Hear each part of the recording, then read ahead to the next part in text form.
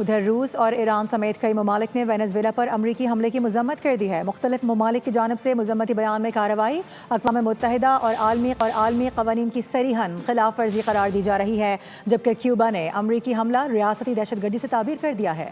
Venezuela پر امریکی حملے کے خلاف روس، ایران سمیت کئی ممالک یک زبان ہو گئے، مذمتی بیان جاری کر دیا۔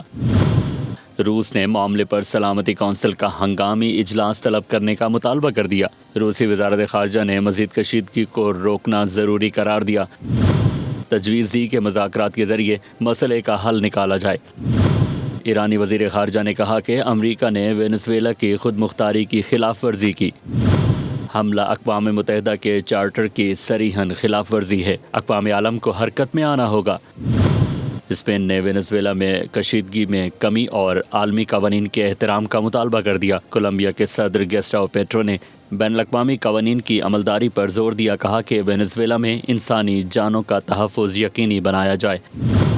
امریکی حملے کا سب سے سخت رد عمل کیوبا کی جانب سے پیش آیا۔ کیوبین صدر میگوئل ڈیاز نے کہا کہ وینزویلا میں امریکہ نے ریاستی دہشت گردی کی ہے، مجرمانہ کارروائی پر عالمی ایکشن لیا جانا چاہیے۔